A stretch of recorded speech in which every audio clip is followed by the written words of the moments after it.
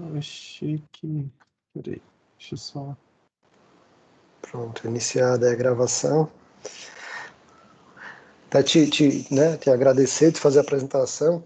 Arthur, obrigado aí pelo convite, né? Acho que a maioria do pessoal que vai estar assistindo aqui já conhece o grupo do Quant, né? Mas o Quant é um grupo aqui do IBMEC São Paulo, que a gente trata justamente do tema de ciência de dados,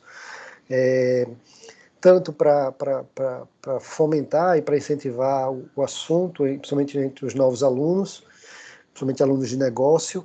Também a gente trabalha como apoio para outros grupos de pesquisas internamente e essa ideia de trazer convidados externos é justamente para trazer pessoas do mercado. Estamos aí trazendo o Arthur. O Arthur tem uma experiência super interessante no mercado imobiliário, né? Agora está trabalhando, entrou aí no mercado automotivo e consegue falar muito bem justamente essa aplicação de ciência de dados em outros contextos, né? A gente tivemos convidados da área de marketing, a área de indicadores macroeconômicos, do próprio Ministério da Economia, né?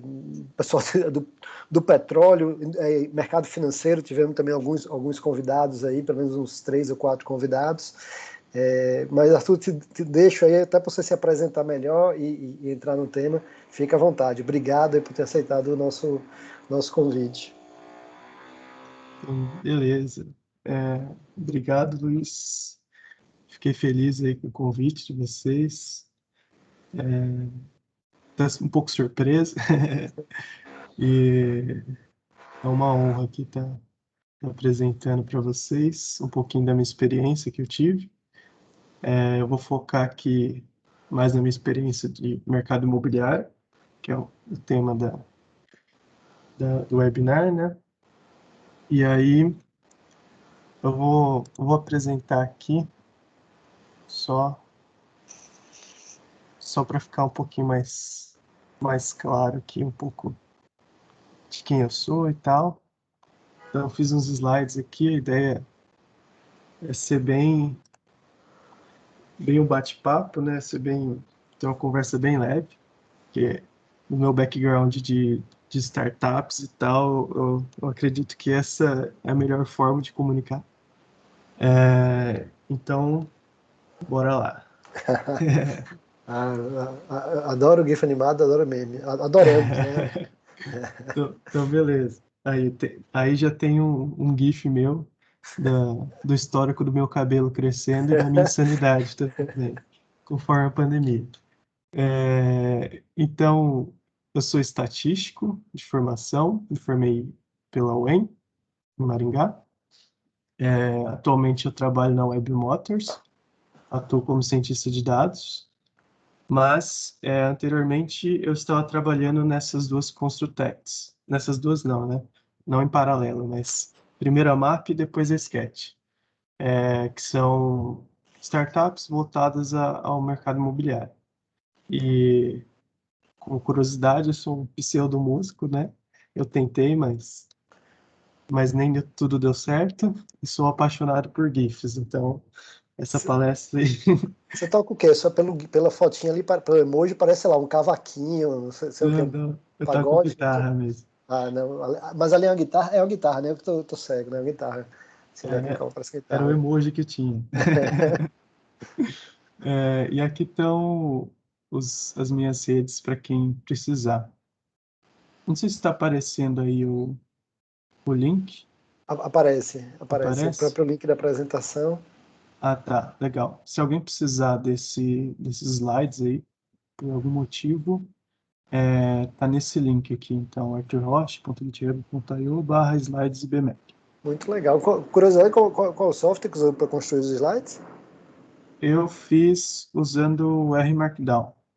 Ah, show de bola. Que é um pacote obviamente, do R, né? Isso.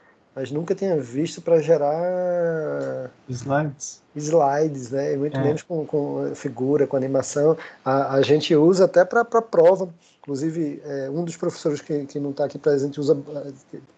Está muito próximo aqui do grupo, o professor Borba, ele faz prova individualizada, usa BR Markdown, faz um programa em R e aí cada aluno gera uma prova, as questões da sua prova são individuais, baseadas na sua matrícula e tal, mas para gerar slide animado, nunca tinha visto não, gostei. Entendi, legal. Bem legal esse esquema aí de usar o Markdown. Inclusive tá no meu GitHub, se alguém precisar do código e tal. Mas é um pacote também que chama Sharingen, que ele faz esse modelo de slide. Muito legal. E aí fica fácil publicar no GitHub da vida, né? Isso, inclusive fica versionado lá, né? Então, se tiver pessoa colaborando, querendo colaborar, né? Fazer slide, cada um faz uma parte e tal, fica bem dinâmico, assim, bem legal. Show de bola. Então, essa é a agenda que eu preparei. É bem breve, tá? Eu quero não entrar muito em detalhe, porque acaba ficando moroso e um pouco chato, né? Mas passar as ideias gerais do que eu vivi. Então, esses tópicos aqui estão todos sobre a minha perspectiva, das experiências que eu tive.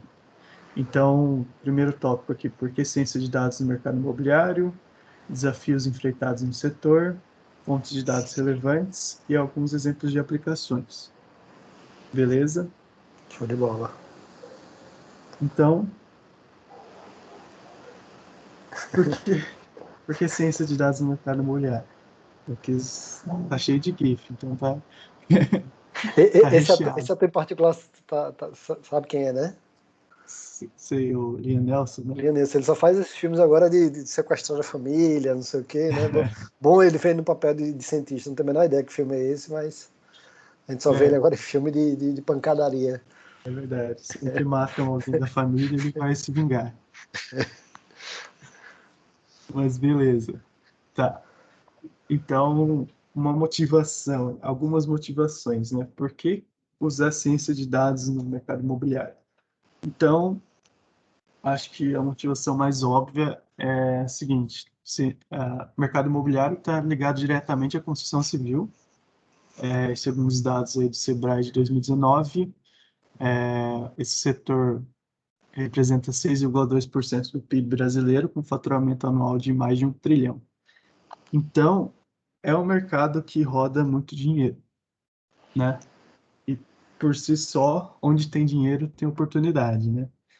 Então, tendo oportunidade, sempre é interessante você estar com um pezinho naquilo, certo? Claro. Sobre o mercado, muitas decisões ainda são baseadas em feeling e em situações empíricas de players mais velhos no mercado. E aí é onde mora a oportunidade da ciência de dados nesse mercado. Muitas das experiências que eu tive, inclusive isso vai entrar ali dando spoiler umas dificuldades que eu encontrei, é que o mercado imobiliário, ele ainda, por cultura, ele é muito baseado em feeling, né? Tem pessoas ali que ainda desconfiam, né? Se você chegar ali com dados e tal, ele vai falar, mas eu faço assim e, e sempre deu certo, né? E aí tem muita resistência. Então, onde tem essas decisões baseadas em feelings, claro que você consegue transformar isso de uma maneira data-driven, né? Você pensar a partir de dados para tomar decisões e ter decisões mais assertivas. Então, tem muita oportunidade de você evoluir com ciência de dados nesse mercado. Também é crescente o número de dados, então isso no cenário geral de dados, né? E tem algumas iniciativas, CityZap, por exemplo, no Brasil, de disponibilização de dados e estudos, pouco mais tecnológicos, vamos dizer assim, né, voltados à ciência de dados, do que aqueles estudos mercadológicos, que já é um costume padrão desse mercado, né? Então, por exemplo, um cenário muito legal nos Estados Unidos e no Reino Unido, que tem a Zillow e a Zoopla, que são empresas de Big Data, que hoje elas são as referências quando alguém quer saber de mercado imobiliário. Então, elas tomaram o lugar dos veículos tradicionais, né? Que antes era, sei lá, algum órgão do governo, ou mesmo classificados e anunciados. Então, eles fazem levantamentos, eles têm os algoritmos rebuscados deles lá, de estimativa de precificação, por exemplo, que são referência no mercado. Engraçado, né? Tá classificado, essa Zupla eu não conheço, a Zillow é super conhecida nos Estados Unidos, é tipo a Zap Imóveis ou Viva Uhum, Real da gente aqui, que na minha cabeça, pelo menos a Zillow via como uma empresa de intermediação, né? Ou seja, ele conecta proprietários ou inquilinos ou compradores, e obviamente nisso ele tem uma infinidade de dados, né? Eu não sabia, eu não sei se ele se posiciona efetivamente como uma empresa cujo core business é dados, né? Para mim eles eram mais focados, mas de toda maneira é super interessante. E você pega a própria Quinto Andar também aqui no Brasil, você vê muita chamada dela, ela faz assim, né? Consulte o preço correto do seu aluguel, alguma coisa assim, né? Ou uhum, seja, o gancho de chamada dela já é alguma conclusão de análise de dados que eles fizeram, né? Então você tem um apartamento, tantos quartos na região, tava lá, fala, preenche aqui que eu vou te dizer exatamente quanto você poderia estar alugando, ou o contrário, né? Você, consumidor, quanto deveria estar pagando. E outro exemplo que você falou dessa história, né, do empresa privada domina tanto os dados vamos chamar assim, no baixo nível, no dado granular, o dado fino, que é mais eficiente que eventualmente um órgão do governo, aquilo começa a virar referência. Aqui no Brasil você exato. já reparou também, talvez, não sei se em todos os estados, né? Você está no Paraná, mas em São Paulo, pelo menos, a divulgação de trânsito não é mais feita. Antigamente, né, o órgão de trânsito CET falava: ó, São Paulo hoje teve X quilômetros de trânsito, que era uma estimativa que eles faziam, né? Então tem agente de trânsito em determinados pontos, o cara tinha uma percepção de quanto estava dando de quilômetros no pedaço dele, reporta, né? Sei lá, tem 50 pessoas, cada pessoa reporta um número X de quilômetros, soma esses números e fala: o trânsito total de São Paulo estimado é de tanto.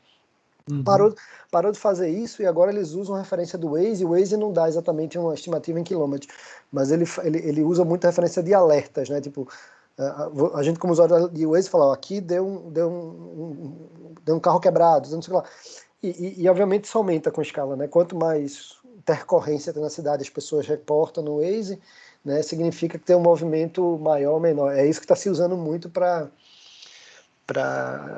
medir, né? E o Waze com certeza tem um número muito preciso de quantos quilômetros efetivamente, mas aí ele como empresa privada não abre isso para né, uhum, a exato. mídia e tal. Desculpa, te interromper muito aí. Não, tranquilo, a ideia é essa mesmo.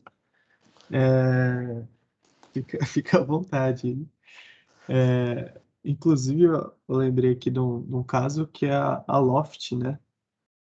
Que a Loft, ela usa muita análise de dados internamente. O modelo de negócio deles é comprar imóveis, reformar e vender, né, no mercado. E para isso eles têm que achar quais oportunidades são interessantes e tal. E internamente, cara, é fantástico assim o trabalho de ciência e análise de dados dentro da Loft. E para você ver que é tão efetivo que eles foram, se eu não me engano, a empresa brasileira, a startup brasileira mais rápida a se tornar unicórnio. Então, o poder aí do uso de dados e no mercado imobiliário, que tem muito dinheiro, é fantástico, assim, cheio de oportunidades. Não, acho que o Brasil deve ter hoje umas 12 unicórnios, se não me engano, acho que uns 3 no mercado imobiliário. A própria Quintandá saiu no jornal hoje, recebeu mais um aporte e tanto, está avaliado em 4 bilhões. Agora eu fiquei na dúvida se é de dólar ou de real. Aham, Deve ser dólar, preciso olhar. é. Mas esses caras estão recebendo uns aportes gigantescos, né? É, então, beleza. Então, vou falar aqui de alguns desafios que eu encontrei, pelo menos, no setor. Podem ter outros, ou dependendo da vertente que for trabalhar, é, isso não necessariamente seja o caso. Mas, por exemplo, desafios enfrentados no setor, o primeiro é acesso a dados. Então, além de ter muitas fontes não oficiais, as que são oficiais são descentralizadas. É, isso em relação a dados, numa visão ali de granularidade pequena, né? Que você consiga fazer uma análise local, que é o cenário, acho que mais interessante, principalmente se você for vender um produto para uma incorporadora, construtora, que era o caso das empresas que eu trabalhava. Então, por mais que você tenha ali alguns órgãos, por exemplo, Cefose, ABM, sempre tem alguns boletins ali de notícias, de dados meio que macro, assim, né, sobre o mercado imobiliário. Só que, às vezes, o que você precisa falar, né, para o consultor? Essa região aqui, ela precisa, ela é interessante construir nessa região um imóvel de tais características, metragem tal, o suporte aqui da região é pagar tanto, né? O que você tem de concorrência? E, e aí, essas informações são muito difíceis de ter acesso. Uma das saídas em relação a isso seria você acompanhar dados de anúncio, né? Então, você consegue mensurar um pouco do comportamento do mercado a partir dos anúncios e dos locais que são feitos esses anúncios. E aí, para conseguir esses dados, aí tem diversas formas. Pode ser tanto por extração ali via web scraping ou a parceria, né? Então, contata ali a galera do Zap, DataZap, e fala, eu preciso de dados aqui. E aí faz uma parceria e paga por isso, né? Mas mesmo assim, é complicado o acesso a dados. Não sei se você já teve alguma experiência em relação a isso, Luiz. Mas isso é uma Acho relação. que, acho que em vários. Estou em mudo aqui. Não, em vários contextos, né? O pessoal que gosta muito, por exemplo, do mercado financeiro, assim, você é muito fácil, por exemplo, a informação de ação ou de algum ativo, Sim, abertura, fechamento. É você quer microdado de transação durante o dia, já não tem, né? Então, assim, em vários contextos, né? É difícil ter isso de maneira estruturada, né? E, eventualmente quando se tem, vira uma oportunidade de negócio e quem tem vai acabar vendendo aquilo ali como serviço, né? Como produto.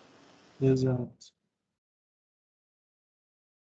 Então, entrando ali, entrando nesse cenário de, por exemplo, você pegar dados de anúncios, né? Então, você vai pegar ali vários portais, por exemplo, o Zap, Viva Real e Imóvel Web, que acho que são os três maiores portais imobiliários do Brasil, e Quintandá, né? Então, você vai ter esse dado de diversas fontes e diversos formatos, às vezes com uma informação faltante ou informação que não bate, e você pode ter muito problema de duplicação também, né? Eu posso ter um imóvel que é anunciado tanto no Zap quanto no Vida Real. E aí, como é que eu faço esse match, sendo que nem sempre eu tenho a posição geográfica correta, né? No anúncio, às vezes isso é meio obscuro, às vezes é no mesmo prédio. Então, como é que eu faço para garantir essa unicidade e a coerência dessas informações que eu estou trazendo? Então, dado esse primeiro cenário aí de dificuldade de acesso a dados, é, a partir do momento que você arranja um jeito de ter dados em granularidade interessante, como é que você valida isso, né? É, e aí, beleza. Vamos supor que você conseguiu validar aí tua montanha de dados. Mas o que realmente tem valor? Então, que, que cara, eu tenho dado ali tanto de anúncio quanto, sei lá, informações de tendência do Google Places e como é que eu junto isso para gerar valor. E aí, como eu disse, esse setor ele ainda tem uma resistência ali de cultura, é muito conservador. Então, pensa no cenário que eu fiz um modelo lá, um modelo de estatístico, machine learning, para que fala qual que é a propensão de compra de tal imóvel em uma região. E aí eu chego com isso daí para um player do mercado ali, né? Para alguém, uma construtora que está, sei lá, 50 anos no mercado. E aí eu falo, a partir dos dados a gente tem essa percepção, né? Esse aqui seria o melhor caminho. E aí isso confronta com a ideia que ele tem ali, empírica, de 50 anos do mercado. Então, é muito difícil você conseguir convencer ainda as pessoas a tomarem as decisões baseadas em dados. Então, esses são alguns desafios aí que eu enfrentei ao longo da minha carreira nas Construtechs. Que não, também não se antagonizam, né? Ou seja, as coisas podem ser usadas em conjunto. Talvez um outro desafio não está exatamente explícito aí, é você criar hipótese. Tá ligado a esse montanha de dados, né? Tá, ok. Como é que eu filtro? Né? Você vai muito nessa ideia de criar hipótese. Eu pressuponho que tal coisa vai fazer sentido. Aí você vai direcionando sua primeira análise por ali. Né? Essas criações de hipóteses faz muito sentido usar o conhecimento empírico, né? Experiência de mercado, e você usa Uhum, até para validar. Falar, não, realmente, você a tua expectativa está alinhada, mas se, por exemplo, você variar aqui, né, pegar esse prédio que você está imaginando, foco residencial, estou vendo aqui nos dados que aqui também tem uma veia comercial, que tal pegar um empreendimento, fazer um empreendimento híbrido, né, com residência, comércio e tal, né, e as coisas aí se complementam, né? exato. O conhecimento empírico ele acaba sendo muito importante justamente por isso, né? Para enumerar as hipóteses que você vai querer testar, né? Então, é uma coisa que tem que ser andada em conjunto, né?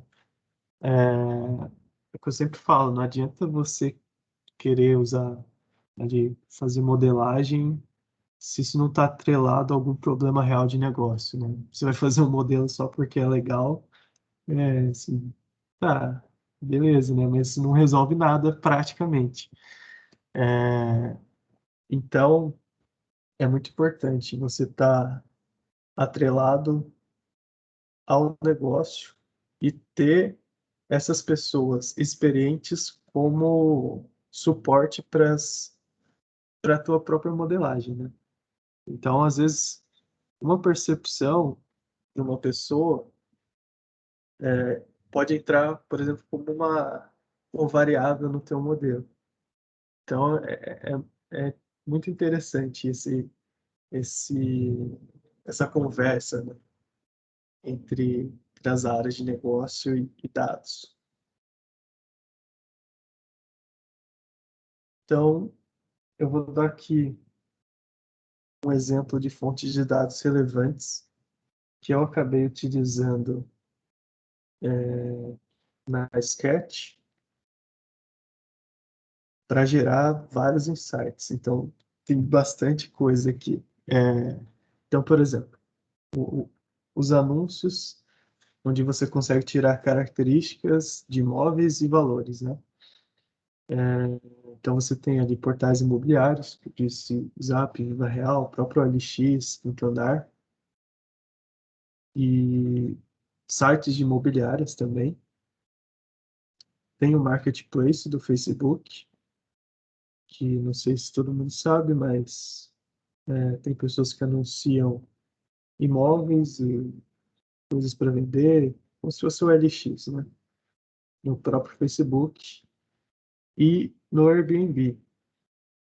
Então, o Airbnb era um caso interessante, porque muitas vezes, como o Airbnb é um negócio meio disruptivo, né?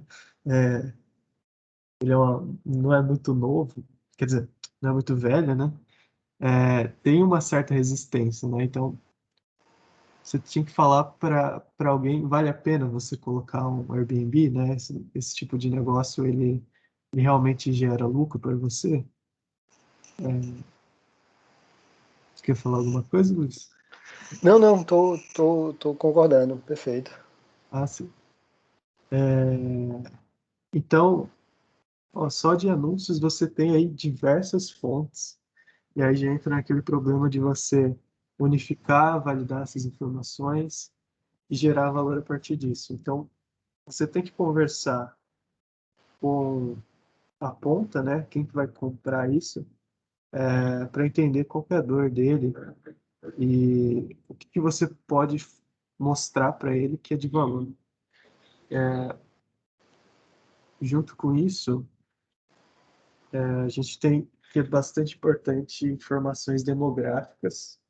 Então, o IBGE tem o censo, tem a pesquisa de orçamento familiar, PNAD, e também tem o Facebook Insights, que tem informações demográficas ali, não tão uma granularidade tão boa quanto do censo, por exemplo, que você consegue analisar por setor cestário, né?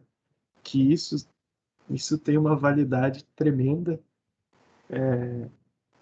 principalmente quando você quer analisar regiões da cidade que tem possível público, comportamento interessante para o teu tipo de imóvel. Só que a gente tem o problema aí de defasagem, né? O último censo foi em 2010 e esperamos que logo saia algum para tirar um pouco dessa defasagem. Essas informações, como eu disse, elas podem ser, tirando o IBGE, por exemplo, que é aberto, né? Você pode acessar lá o site do IBGE, o FTP lá deles, com os microdados que você consegue baixar. Acredito que vocês aí já devem ter usado esses dados, né? Bem provável. Sim. Facebook Insights é que eu não conhecia, eu tô até olhando aqui. O próprio Google tem uns conectores de alguns, consolida alguns datasets e tal, mas esse do Face eu não conhecia não. Entendi. Muito legal. A vantagem é que ele está menos defasado, né? Beleza. Em relação a comércios e negócios. Eu estava falando alguma coisa, esqueci aqui. Mas, tirando aqui o IBGE, que é aberto, esses outros aí vocês têm que procurar formas alternativas para obter os dados. Então, seja por parceria, compra desses dados ou via web scraping, né? Isso dentro das questões legais aí. Em relação a comércios e negócios, então a Receita Federal, ela tem a base de CNPJ que é atualizada. Eu não lembro a periodicidade, mas se eu não me engano, é a cada 2 meses. Então você consegue baixar ali os dados dos CNPJs que estão cadastrados na Receita Federal, que tem informações como endereço, o tipo de atividade, tem bastante informação legal ali que, que pode ser interessante aí para as análises também. Google Places tem a API deles também, tem bastante informação bem legal, assim. Por exemplo, de horários de pico, é bem rica essa ferramenta. E aí, algumas coisas um pouco diferentes também, iFood, Rappi, Uber Eats, que acabaram sendo análises diferenciais na empresa, porque você falar que uma região ali ela sei lá, tem muita pizzaria perto, vários restaurantes de prestígio perto do imóvel que você está vendendo, pode ser um fator a mais na hora ali do marketing, né? Então, tem várias possibilidades de análise que você consegue fazer que enriquecem o teu produto. Mas eles hoje, eles não têm isso aberto, né? Meio que modelo de parceria, né? Isso. iFood. Esse cara, inclusive, o próprio iFood serviu para mostrar meio quase que indicador macroeconômico, né? De como é que foi o impacto na pandemia para estabelecimento, né? Volume de pedido em casa. Eu vi dado consolidado, divulgado em reportagem aí, Uhum. que obviamente eles passaram. Né? Sim. Inclusive, a gente, eu participava de uma pesquisa que era para a ADN Paraná, que saía cada bimestre, que a gente acompanhava tanto o iFood quanto o Airbnb, justamente para dar esses indicadores, né? De quantos estabelecimentos novos foram cadastrados, quais regiões da cidade de Curitiba tiveram ali um déficit, ou aumentaram e tal. Então é bem interessante, né? Para ter uma visão de mercado. Diz bastante coisa, porque é onde as pessoas estão, né? E aqui em redes sociais e tendências tem o Google Trends, que também é uma ferramenta bem legal. Acredito que vocês já conheçam.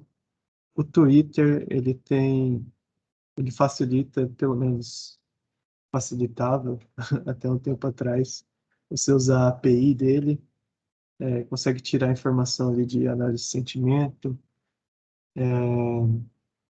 e isso é bastante rico, assim, para ciência de dados. E o Facebook, que aí está junto ali com o Marketplace, com o, qual que é o nome? Facebook Insights.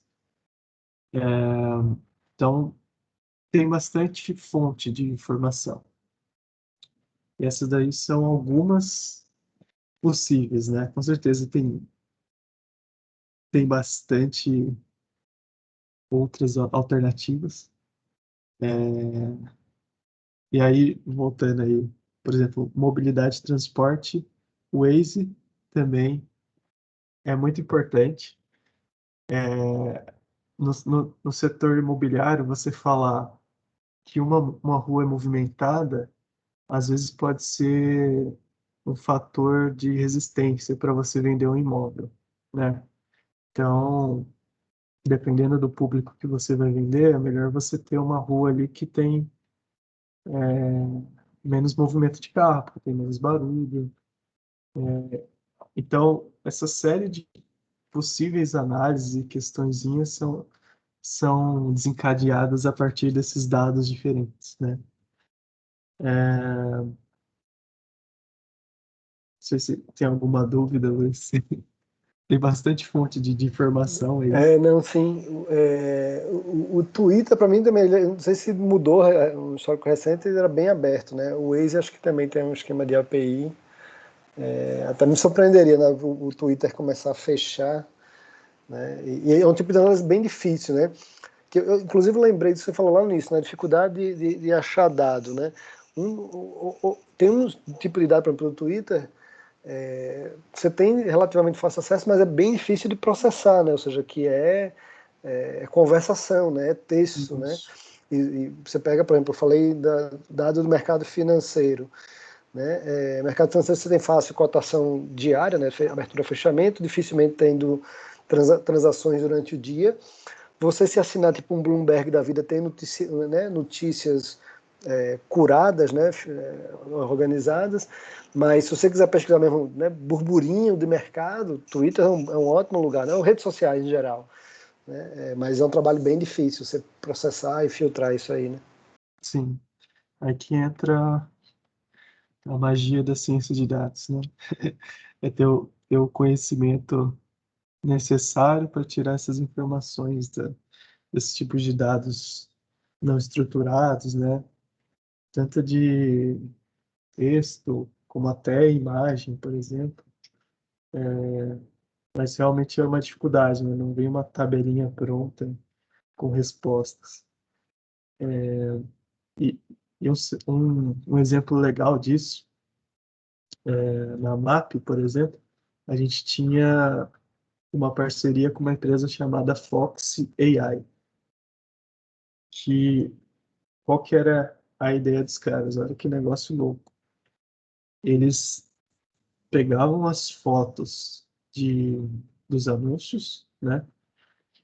E conseguiam inferir se aquele anúncio ele tinha um padrão alto ou, ou mais baixo de construção. E conseguiam também inferir se a foto ela era de qual cômodo, né? Então, tem uma foto lá, se fala uma foto de banheiro e o padrão de construção é baixo. Então, olha o poder disso, né? A partir de foto, por exemplo, você já consegue tirar uma estimativa ali de depreciação ou de informação de quanto valeria teu apartamento, qual a condição dele. Então, tem bastante campo e quanto mais difícil processar os dados, menos a gente tem, né? E maiores as oportunidades. Então, é bem legal, cara. Tem muito campo, assim. É um mercado que tá aquecido, né, e tá sedento de tecnologia. Então é bem legal. Quem quiser ir partir para o mercado imobiliário é um chute certo, vamos dizer. Então, aqui eu vou falar de alguns exemplos de aplicações. Eu não trouxe, acho que eu não trouxe nenhum mapa aí, nem gráfico, nem nada para não ficar chato. Mas eu trouxe alguns exemplos de análises que eu acabei fazendo lá nas empresas. O primeiro case aí, acho que é o mais clássico, quem já deve ter feito a análise no Kaggle, usando os dados da Zillow, por exemplo, já fez isso, né? Então, é falar quanto vale meu imóvel. Então, a gente usava lá técnicas de regressão para estimar o valor de venda ou locação de imóvel dado a região dele e as características dele, né? Então, para isso, a gente usava nossos bancos de dados de anúncios e dava lá, eu quero saber desse apartamento que fica nessa área aqui, tem 30 metros quadrados, um quarto e tem churrasqueiro, né? Então, como é que você precifica isso a partir dos dados? Então, além dos imóveis próximos, é interessante você considerar informações da região. E aí que vem a parte interessante de, por exemplo, você usar dados dos setores censitários. Porque vamos chutar o seguinte cenário. Você pegou um ponto, né? E aí você vai pegar uma amostragem que vai ser num raio ali de 1 quilômetro. Aqui em Curitiba não tem muito esse problema, mas, por exemplo, São Paulo, dependendo desse 1 quilômetro e onde é que está esse ponto, você pode pegar regiões ali que tem poder de compra bem mais alto ou bem mais baixo do que onde você está avaliando, né? E isso daí vai afetar a tua amostragem, vai afetar a tua aferição de estimativa de valor do teu imóvel. Então, usando os dados da região, do setor censitário, por exemplo, você consegue fazer recortes tal que você amostre bem os teus imóveis que você vai usar como base para precificar. Uma outra coisa legal também que a gente fazia é a rentabilidade de aluguel tradicional versus a rentabilidade via Airbnb. Então, a gente estimava também, né, o valor de aluguel, que seria a rentabilidade, e estimava qual seria o valor cobrado se colocasse no Airbnb. E também, para estimar essa rentabilidade via Airbnb, você tem que levar em consideração a ocupação daquele local, né?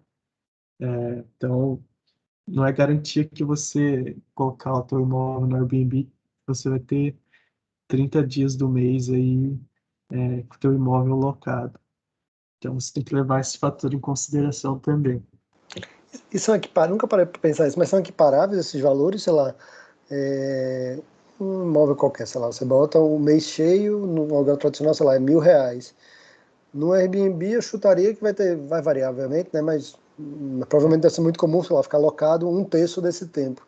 Uhum. Eu não acredito que os preços de Airbnb é 3, 4 vezes mais caro do que vou arredondar para 900 que eu falei, 1.000, né? Seria como fosse equivalente a R$ 30 uma diária de um aluguel tradicional, né? São equiparáveis no final das contas, esses estudos que vocês fizeram aí? No final das contas, por exemplo, se você tivesse ali no melhor cenário de 30 dias fechados no Airbnb, o preço do Airbnb é mais caro. Realmente dá umas 3 vezes mais, assim.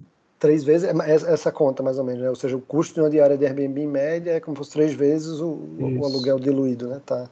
isso, Tá. Aí, ou seja, a conta mágica é se você supostamente consegue alugar via Airbnb mais de um terço do mês, né? isso. Tá, não, legal, não tinha noção Isso. dessa proporção, não. É. E aí isso varia muito de região para região, né? Então, por exemplo, aqui em Curitiba, acho que em toda a cidade, né, o centro é sempre mais requisitado, tem as maiores taxas de ocupação, mas também tem mais concorrência. Então, é uma visão bem legal, assim, de trazer para o cliente final, dar todas essas informações, que brilha os olhos, né? E direciona para um lugar. Então, outro case aqui. Quanto tempo dura meu estoque?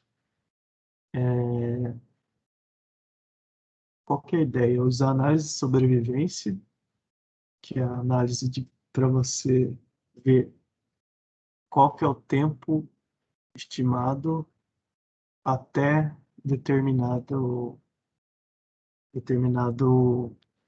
evento, né? Então, aqui no caso, o evento, o desfecho é vender o imóvel, ou zerar o estoque, no caso. Qual que é a vantagem, por exemplo, de você usar análise de sobrevivência do que uma regressão normal? É que você consegue considerar, agora não fugiu a palavra, mas censura. Você consegue considerar censura, né? Então, teus dados não têm que estar completos ali, em questão de todo mundo vendeu, ou chega um período que dá um platô no estoque, né? Você não sai de 10%. Então, ela é mais robusta em relação a isso. Então, a gente também a gente tinha dados lá de lançamentos e, e a gente estimava qual que seria a porcentagem de estoque vendido após N dias ou meses, dado as características e a região do, dos imóveis, né? Isso aqui era uma análise mais para construtoras.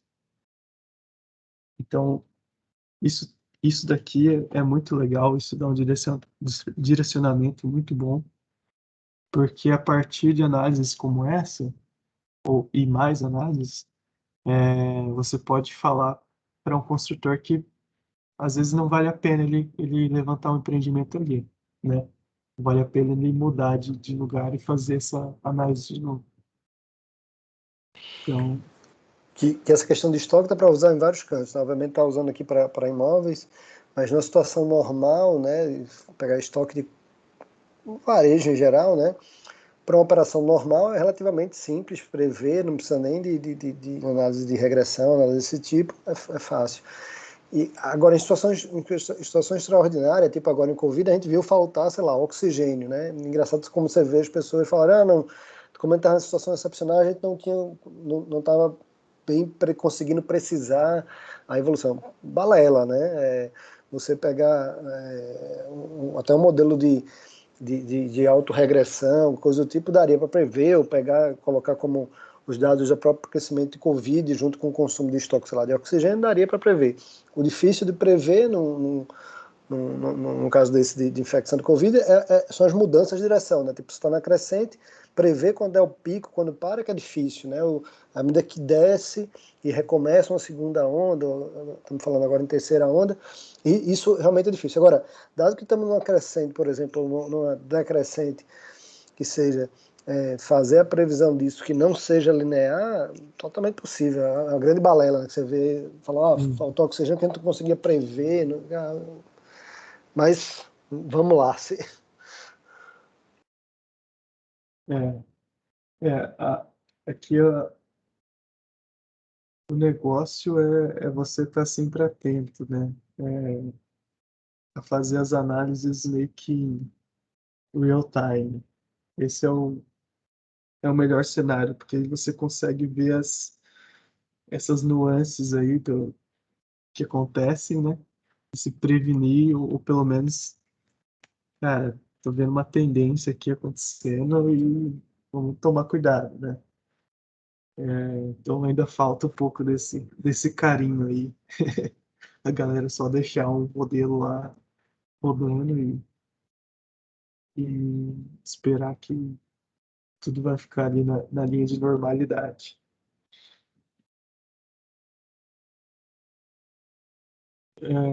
Um outro exemplo de aplicação que é legal também, que é quanto eu preciso para morar aqui. Então, se a gente considerar os dados ali do censo de 2010, eles estão defasados e, e muitas vezes, para algumas cidades, o valor ali da renda domiciliar, por exemplo, de um setor específico, ele está um pouco descolado com, com um valor que realmente seria necessário para eu comprar um imóvel hoje numa localidade, sabe? Ou alugar. Por quê? Porque tem muita gente que já vivia lá há muito tempo, a região valorizou, né? Diversos fatores, ou desvalorizou. Então, ainda tem um descolamento disso. E aí, isso dava um problema para a gente, porque a gente não conseguia estimar realmente, ah, se a gente for pensar, um apartamento de 1 milhão de dólares não, de reais, provavelmente, pela base aí do IBGE, ninguém em uma certa região aqui do centro de Curitiba ia conseguir comprar. Então, qual que foi a ideia? que a gente teve foi pegar os dados dos imóveis, de valor de imóvel, e estimando nas regiões qual que seria o valor de renda necessária para comprar aqueles imóveis, e também utilizando aí os dados de, de crédito dos bancos. Então, qualquer renda ali que eu preciso para liberar crédito para eu comprar um imóvel de, de tantos mil reais.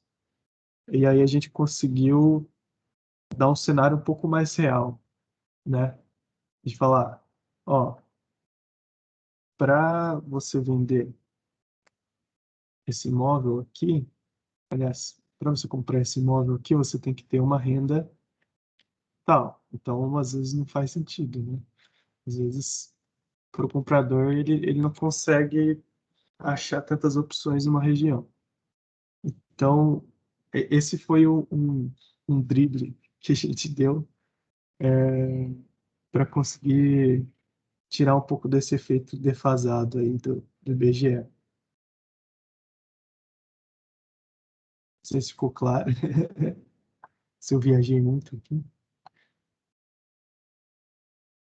Ficou muito claro, né? Até mandei no chat aqui, inclusive estamos defasado, teria, né, supostamente estaria previsto para, acho que ano passado, ou do ano passado para esse ano, e o governo já cortou o orçamento do IBGE, fazer a atualização disso aí, ou seja, provavelmente vai ficar no mínimo até 2022 aí defasado ainda. Pois é. Acho que justamente a janela de tempo é esses 10 anos, aí deve ser 2020, né, coincidir com a pandemia, seria para esse ano de agora, e para o ano de agora ainda não está aprovado esse orçamento. Sim. E também, se a gente for pensar, por exemplo, se começar ano que vem, ainda tem um ano aí de homologação dos dados e a gente só vai ter esses dados em 2023, por exemplo, né, disponíveis. Então, a pesquisa acaba sofrendo.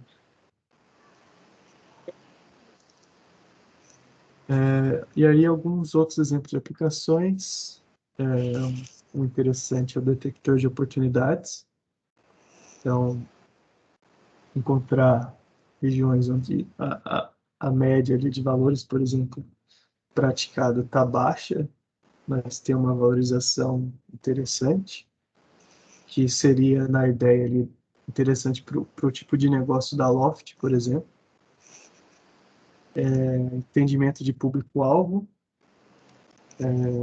aí usando tendência, tanto do Google Trends, quanto informações de demografia, e encontrar regiões de possível interesse, onde que é possível fazer uma divulgação otimizada, né? Então, eu vou puxar as pessoas desse lugar aqui para fazer uma divulgação, né? Quais são as regiões nobres aqui de Curitiba que tem pessoas de faixa etária e tal, podem se interessar pelo meu produto. Então, tem muita possibilidade de análise, essas aqui são algumas que a gente fazia lá, mas tendo dados, tendo insumo, você consegue desdobrar isso, fazer várias coisas, fazer vários modelos, né? Testar o que é melhor, o que funciona. Então tem bastante possibilidade. E aí tem um projetinho que eu toquei lá na Sketch, que é o Infont Sketch, que eu fazia alguns infográficos ali com os nossos dados. Então, por exemplo, esse daqui está estudando o impacto da pandemia no mercado de Airbnb. Então, por exemplo, ali antes da pandemia, em 2020, tinham mais de 2.500 anúncios ativos na plataforma, em Curitiba. E Airbnb também não tem API, né? Tudo isso aí é web scraping. Isso. Beleza. E aí, a maior parte está aqui na região central, que é a região matriz. Tal. Aí tinha um preço praticado médio de 135 na região matriz, R$ 135.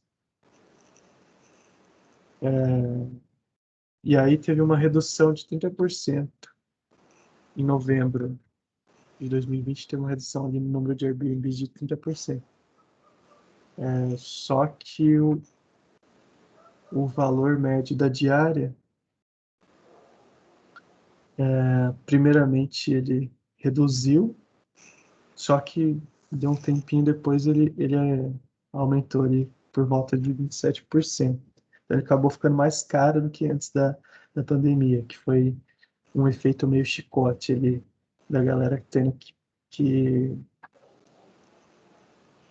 como é que fala? Compensar, né? Que a gente viu, inclusive, isso aqui é uma análise econômica, inclusive, né? Então, 10% oferta e demanda baixa, durante a pandemia ninguém estava tendo turismo, visitando, reduz, tentar atrair público. Novembro, né, a gente acabou aí justamente o fim da primeira onda no Brasil, começou a reabrir algumas coisas, e aí na virada desse ano é que começou a ter a segunda onda.